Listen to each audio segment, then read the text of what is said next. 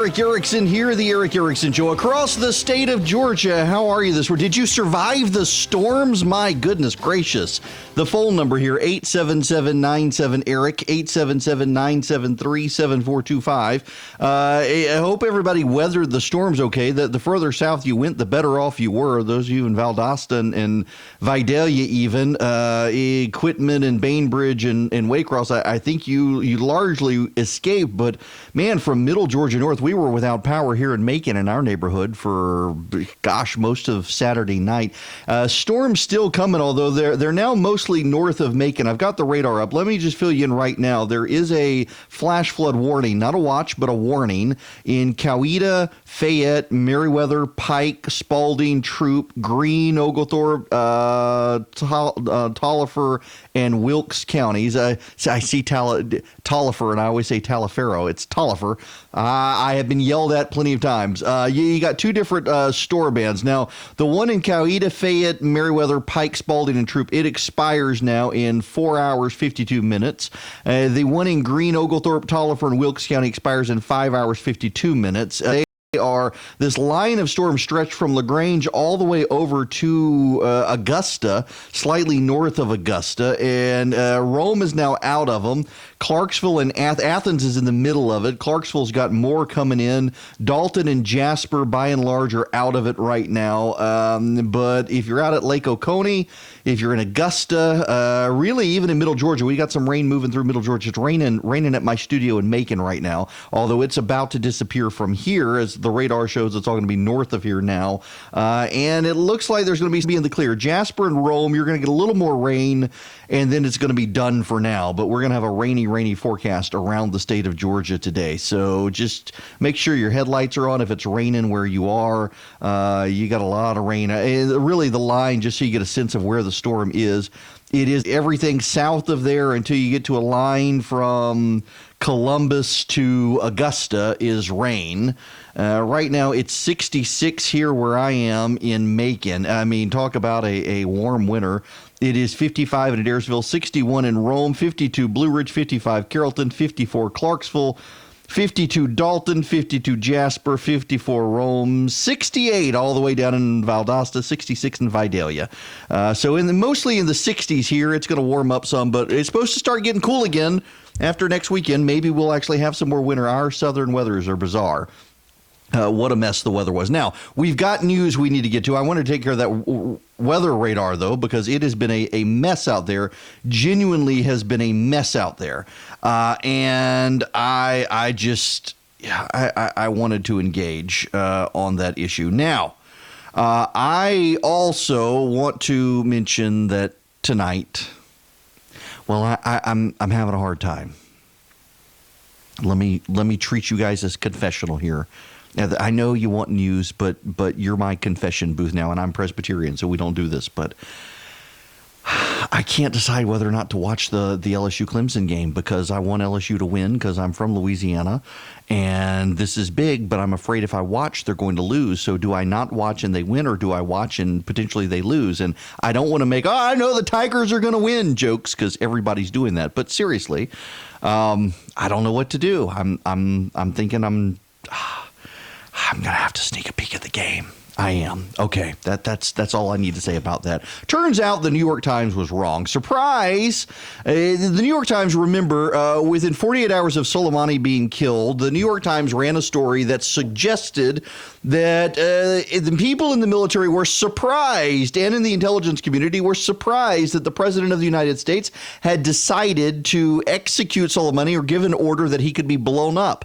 They did not know about it. They were discombobulated. In fact, one of the people told the New York Times they had thrown it into a stack of stuff, and that was what the president went with, and they put it in there so that all the other stuff would sound reasonable. Now, here's what you need to understand about this. Seriously, I hear these stories all the time, and they are by pattern and practice. A lot of somebody did something to the president and they went with the most outlandish thing to make everything else seem reasonable. And oh no, the president went with the most outlandish decision. I've heard it when it comes to tariffs. I've heard it when it came to the Israeli to the embassy. I've heard it when it came to dealing with the what's his name, Khashoggi, the killing.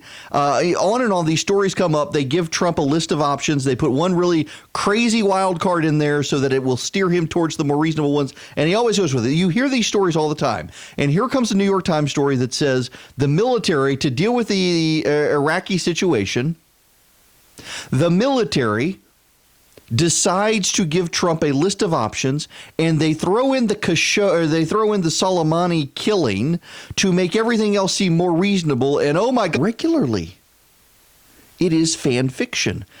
We now know it's not true. Here, Qasem Soleimani, 7 months ago, if Iran's increased aggression resulted in the death of an American, according to 5 current and former senior administration officials. Now, note the rhetoric here. According to 5 current and former senior administration officials. Not 5 current and not 5 former, but 5 current and former. So it could be 1 current and 4 former senior administration officials. The presidential directive in June came with a condition that Trump would have final sign-off on any specific operation to kill Soleimani. The decision explains why assassinating Soleimani was on the menu of options the military presented to Trump 2 weeks ago for responding to an attack by Iranian proxies in Iraq in which a U.S. contractor was killed and that killed Soleimani. Officials have said Soleimani, the leader of the Islamic Revolutionary Guard Corps' elite Quds force, was planning imminent attacks on Americans and had to be stopped. Now, here's the thing. In June, John Bolton, Trump's national security advisor at the time, urged Trump the idea, saying he'd take the step only if Iran crossed his red line, killing an American. The president's message was, that's only on the table if they hit Americans. Now, let's put this in perspective. The New York Times ran a story that the president went after Soleimani because someone in the military put it on a list of options, knowing that it was at the urging of Mike Pompeo as Secretary of State and John Bolton as National Security Advisor, that he should do it, but they wouldn't do it unless Soleimani took out Americans. Soleimani takes out Americans, he dies. Well, if you listen to NBC, they're saying the idea of an imminent attack was nonsensical because this has been 7 months in the works. If you listen to the New York Times, they say it hasn't been 7 months in the works. It was someone in the military put this in on the to try to make the president go with more reasonable options, and was shocked and appalled the president with that option. Neither of these stories undermine the works for 7 months. Now, if you go with NBC News and not the New York Times, and frankly, I would go with NBC and not the New York Times because the New York Times has a history of running sources and sourcing that intend to willfully undermine the president of the United States. It wouldn't surprise me if the whistleblower was one of the New York Times sources. Remember, he is in the intelligence community. Sure, they rely on him now to make the president look bad, and it certainly seems in light of this NBC News report that the New York Times sources really did want to make the president look bad. But now the NBC story says the president decided on it 7 months ago. That could undermine the justification for it. What if, in addition to killing Americans, they did find, in fact, that the president and his intelligence operatives and the military found that there was an imminent attack that he was plotting? Now, I need to ask you this. Those of you who are skeptical of the president, and I am skeptical of the president, but I support him completely on this decision. Is the chairman of the Joint Chiefs of Staff a liar? Is the chairman of the Joint Chiefs of Staff a liar? He is a career military operative. The chairman of the Joint Chiefs of Staff right now is Mark Milley. Mark Milley has been chairman of the Joint Chiefs of Staff since October 1st. American Army General, 20th chairman of the Joint Chiefs of Staff, the highest ranking officer in the United States military. He previously served as 39th Chief of Staff of the Army. He was born in Massachusetts. He went to Belmont Hill School. He holds a Bachelor of U.S. Naval War College, graduate of the MIT Center for International Studies. He earned his commission as an armor officer through Princeton's Army Reserve Training Corps, the ROTC program, in 1980. He served in the 82nd Airborne Division, the 5th Special Forces Group, 7th Infantry Division, the 2nd Infantry Division, the Joint Readiness Training Center, the 25th Infantry Division, Operations Staff of the Joint Staff, and as a military assistant to the Secretary of Defense in the Pentagon. In November 2000, he participated in the 2nd Annual Army-Navy Ice Hockey Game in Honolulu. He's had multiple command and staff positions in 8 divisions and special forces throughout the last 39 years, to include command of the 1st Battalion, 506th Infantry, 2nd Infantry Division. Miley commanded the 2nd Brigade Combat Team, 10th Mountain Division Light from December 2003 to July 2005. Served as Deputy Commanding General of Operations for the 101st Airborne from July of 2007. The Corps based in Fort Hood, Texas from 2012 to 2014. He's the Commanding General of the U.S. Army Forces Command in Fort Bragg, North Carolina from 2014 to 2015. He was appointed Chief of Staff to the United States Army on October 14, 2015 by Barack Obama. On December 8, 2018, he was nominated by the president to serve as chairman of the Joint Chiefs of Staff. He took it, was voted on by the Senate, confirmed 89-1, sworn in September 30th, 2019. Is General Miley a liar? You have his resume. Is General Miley, Mark Miley, a liar? Had credible information that Soleimani was planning an imminent attack on Americans in the Middle East. Is he a liar? Is he just the president's yes man? This careerist military officer, the highest ranking member of the military, the chairman of the Joint Chiefs of Staff, is he lying to protect the president over his soldiers? Because there are a lot of people in the media who subtly want you to believe that this man is a liar.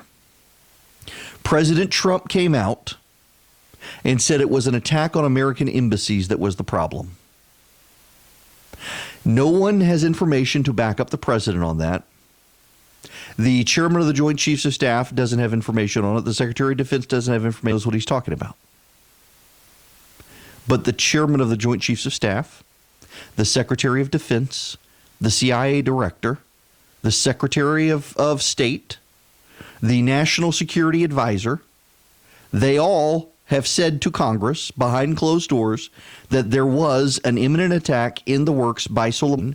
The media wants you to believe there was no justification. Meanwhile, what's happening in Iran now, you have protesters marching in the streets, rejoicing that Soleimani was killed, and now wanting the Ayatollah out of office.